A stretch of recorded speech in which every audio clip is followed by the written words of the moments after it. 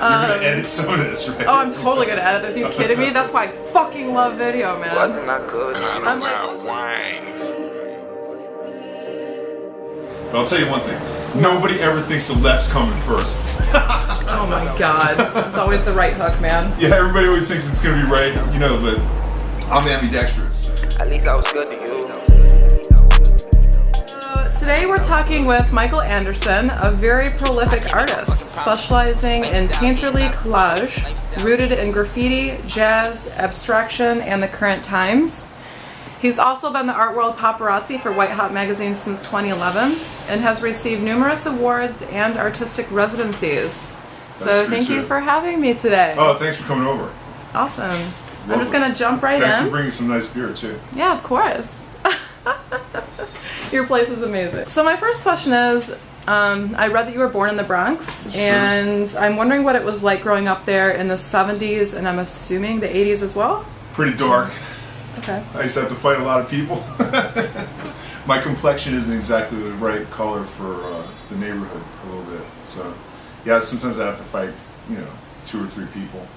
Thankfully you are big in stature, right? Bigger than I was. Yeah, luckily I was big, but I learned how to fight. But eventually I just became friends with everyone too.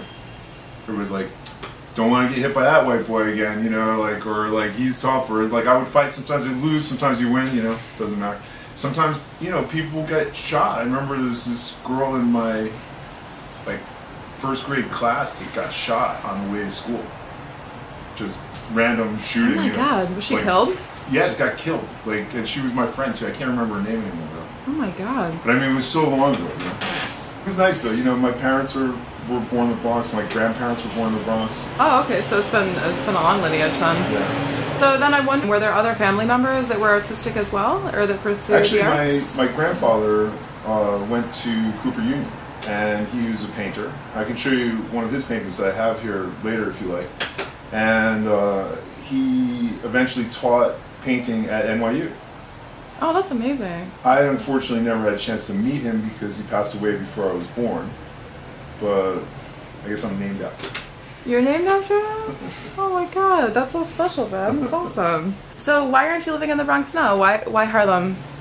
Well, I guess this is technically the Upper West Side until you get to 110th Street, you know? So, no, I mean, I've had this place for a long time. It's a great apartment, you know, and, you know, I started working here a few years ago. This used to actually be a living room instead of whatever it is now.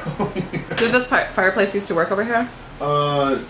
These fireplaces in this apartment were gas fireplaces. And so they had like a spigot of gas that came up, and they would have like a set of metal logs that would heat up and radiate. Oh. But that's never worked since I've been here because it's a bit pre-war. You've shown in such places as the Blue Chip Marlborough Gallery, Claire Oliver Gallery, Freight and Volume, and Poulsen Gallery in Copenhagen. These are just a few of the galleries that I saw on your list. Yeah, I've shown in a lot of galleries. So I'm wondering, because you have shown in so many places, did you have a specific turning point in your career that you remember that was kind of a distinct moment? The most important thing that happened to me that changed my whole situation was my first solo show where I was showing with Paul Rodgers Gallery down in Chelsea.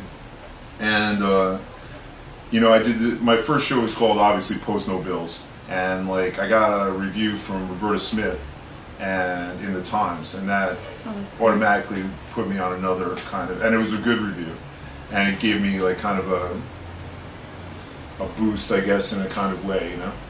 And I think I've always kind of been like I guess I kind of do everything my own way. I don't really care. Like, you know, when I was showing with Paul Rodgers, I did 2 shows with him, and then I decided that I just didn't want to do a 3rd show with him, even though, you know, we did okay, we made money and like whatever, but I just felt like, you know, I don't really want to do this anymore. And so I left his gallery, and I didn't have a gallery. And like, everybody's like, what, you had a gallery in Chelsea, and you know, now you just left, you know, like, what, are you crazy? You know, like, I had all these European friends especially going berserk on that. And then I just kind of did my own thing, and I was working in my studio up in Harlem. I had like a storefront studio for a while up there, at like 8 years or something. Yeah, I saw pictures. And like, I was just working up there, and like I don't know, I met the right people, and then Marlboro came over, and then they were like, okay, you know, Pierre Levay came. But how does Marlboro just come over? Well, they must have heard about me somehow. I always do a lot of interesting things. I've done quite a few interesting projects. Like, people kind of hear about me, and the truth is, people like my art. Yeah. Boom. This is my show, Collage Geomancy, over here at the Marlboro Gallery at 545 West 25th Street.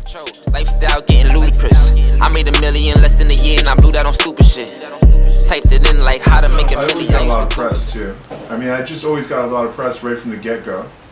You have. There's something really, I think, for me, I think it's your humility. I think that you're very approachable. Like, easy, yeah. You're not a dick, you know. I try to be nice. You know, sometimes it's harder than other times with different people. Yeah. Well, at least you don't have to beat people up anymore. I never wanted to. I'm not a person that I never start. You had fights. to defend yourself. I'm not a person that starts fights. You know what I mean? My actual technique of fighting eventually was just like push the person down on the ground, put my knee on the back of their head, and say like, okay, come on, I'll let you up if you promise not to fight anymore. What would you say is most integral in maintaining artistic pertinence, or just being in a continued amount of recognition? Oh. Like, and not fading out of view. Who knows? I feel like I've faded out a lot lately, but you know, I haven't been pushing as hard as I used to. I mean, but the thing is, like, I already have like a lot of, you know, I have a lot you know, I have a lot of experience under my belt at this point. Like, I've done so many different things, and I have a good reputation, I think. And I think I could, you know, really what I need to do is make more work now and I mean, I probably have about maybe half of a really stunning solo show ready. Oh, good. Yeah. And I can easily invite people over. Like, I know a lot of people that would come over to look at the work, but I'm not willing to really have the studio visit like that, because I know I'm only going to get like one visit. It's not like they're going to come over this week and then they're going to come over next week and they're going to come over the week after that. You got to kind of pick your timing right when you want to do that. So I feel like I need to still finish some more pieces and then, you know, just blow somebody's socks off. Who's representing you right now? Well, you know, really, I have like that gallery in Norway, Gallery SE in Norway, and you know, I mean, Marlboro still has pieces of mine too. They sell every once in a while. You know, we still have some dealings, but I'm not, you know, exclusively signed to them or anything. In an interview with Noah Becker, I read that you consider Romer Bearden and Mimo Rotella, who I wasn't familiar with before, as your grandfathers of collage. That's true. Who is currently inspiring you? Oh, who do I really like? You know, I like Mark Flood a lot. I think he's a very interesting artist. You know, I can see that connection. I really like his work. I like Derek Adams too. I think he's really cool. I like his work a lot. He's making some cool collages and stuff. You know, I was amazed. Like they had a part of that HBO show Insecure. Yeah. I don't know if you've seen it, but like they shot some at his show. I should be going out more too. I haven't been going out that much lately. You know. I mean, you know, I have so many friends that I really like their work, like, you know, like Alfred Steiner, I think is a really great artist, you know, and I like Aaron Johnson a lot too. I think he's making really cool stuff, and, you know, Tom Sanford's a great painter. I think he's very interesting. But I mean, really, I'm talking about people that I'm very good friends with too. But maybe I'm friends with them because I'm inspired by their work. You respect them. Yeah, that absolutely. makes a lot of sense. What is the first thing you do in the morning, or do you have a specific daily routine that kind of keeps your life in check? First thing is always coffee. What kind of coffee do you drink? Black coffee. Like black? Hot black coffee every morning. Like, I don't know, I just get like, you know, regular coffee. I don't know, I don't get like some kind of special mochaccino or any of that stuff. You know, I just like some coffee in the morning. Like regular drip? I have a French press. I love the French press, I like man. that, and also I have a percolator too. And do you work in the morning, or? I work anytime that I want to. Like, depends on, like today I had to work on, I have to, you know, I just did this album cover for this band over here. It's like a jazz band, you know. So they're gonna have a show, and this morning I just worked on the computer and I made like a couple of posters for them. So I did that this morning while I was having my coffee, you know. And what else did I do? I did laundry this morning, regular stuff, you know. And then I'll work. You know, I'm usually more like I'll start working probably late morning or toward the afternoon, and then I like to work late. So I might work off and on until 2 or 3 in the morning, you know. You once said it was, and I'm sorry if this is the wrong word, but boring to interject the artistic self into the work in an effort to separate the self from what it's like to be alive today. And the work is not about me personally. I'm not an artist that makes work about myself, just about my own life or something, because I feel like that's really boring. I think the idea of being an artist is to explain what it's like to be alive now. Is this even possible? And why the removal of yourself? Oh, okay, I don't know. I try not to be like, you know, oh, I'm having a bad day, so I'm gonna make a painting of myself crying or something, you know? I don't really like to do that. I like to just kind of, because I think that there's so many other things going on. The world is so big and it's so enormous, and my little stupid problems I don't really feel are that interesting. I don't feel like my conundrums are so bad, you know? I mean, what am I gonna do? I know that being an artist is an egotistical pursuit. You know, you have to be fairly egotistical to be an artist. Why is that?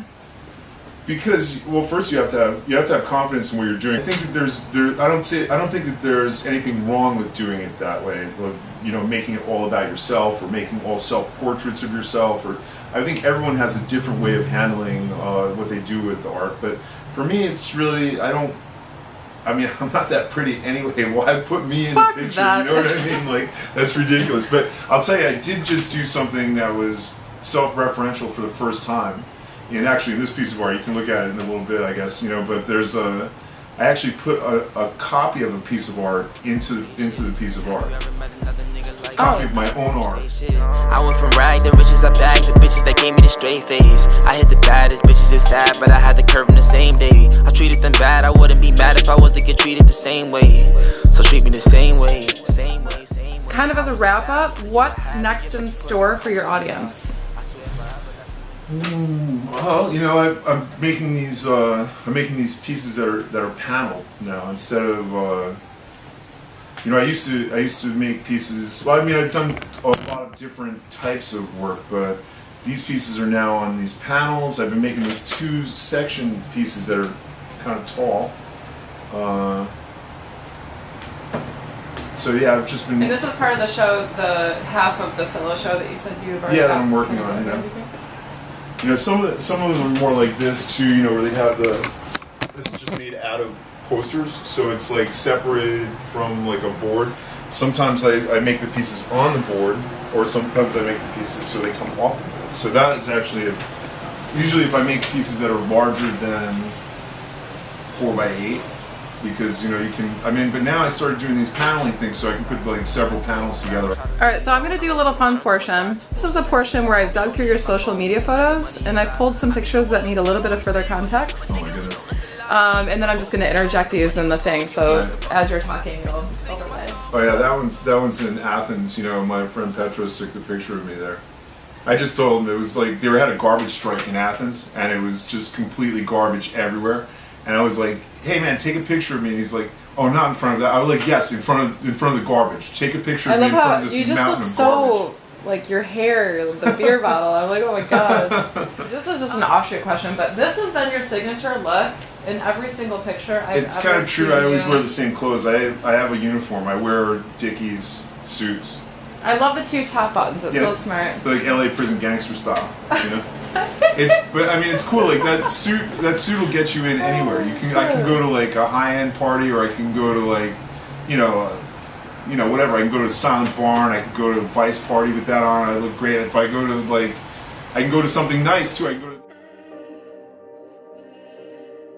Oh, we went out to dinner with like, my collector Alex McInnes, and like he took me to this place where he really wanted to get the Boar's Head. We actually got a Boar's Head. All right, where is this? I can't remember. It was someplace like maybe It's in the West Village, or I can't remember. Maybe in like Tribeca someplace. I can't remember what the name of the place was though. But it was like this really interesting restaurant. Had the actual Boar's Head. So that's what we ate. Was it good? Yeah, it was delicious. Oh my god. So good. All right, here's the next photo. All right, that's me over in Dumbo, kicking the windshield out of a car that was just abandoned there. So I was having fun destroying this car, you know. I feel like you have a partner in crime. Who's that? It was I think the same person. That My took friend the photo. Petros took that picture too. Yeah, he's this Greek guy that. All the weird pictures I saw of you were taken by Petros. I'm like, Petros is a great photographer. He's really good. You know? Okay. And also, you know, he's down for the game too. Like, and plus, he didn't really. That was the first time he came to New York. He didn't really know anything about New York, so I was taking him around with some cool stuff. You know, like where you can get some good pictures, like down by the waterfront. Dumbo is really, really nice. Cool spot to get some pictures. yeah, and you had a studio in Dumbo, right? That's true, yeah. For 8 years I was in Dumbo too. Like, I had like a 40,000 square foot space in Dumbo. It's like ground floor. We had like, you know, Manifest Destiny. We had the front door and the back loading dock. You know, it's like so far you could ride a bike over to it. It was just incredible, you know. That's cool as hell, enormous dude. space. So we did a lot of large scale installation theater and art exhibits. There's my next one. Oh, right. That's my friend Max. That was, Wait, is this you? yeah. Okay, good. I'm like, That was a show that that was back when I was making paintings too, or paintings with collage too, and that was really early on. That was like maybe that's 1996, I think, and I made this huge show. Like the first. oh my god, these are your paintings in the background? Yes, it's just one painting. It's a giant painting. Whoa. And it has collage around the outside too, if you notice. And like that was back when I just like I would just take whatever, I would rip down some posters from the street and put them into a bucket and then just make collage out of anything that came out of the bucket. Like it wasn't so, like now I'm more specific about my palette, you know, I've organized everything and I know what I'm trying to do, or, you know, I'm trying to, you know, get different things. Then it was just anything that came out of the bucket, just make some collage and then, you know, make a painting, throw the collage around the outside of the border. And then eventually I started putting the collage into the interstices of the painting, and then it just the collage took over completely. And it's actually funny too. My friend Max Strom there, he's an amazing poet. Like he was the one who told me. He said, "Eventually, you're not going to be making paintings. You're just going to be making collages." And I was like, "Fuck you, man. You know, like I'm going to do whatever I want to." You know, and he's like, "Just mark my words. You're going to see." You know. Right, folks. Good night, folks.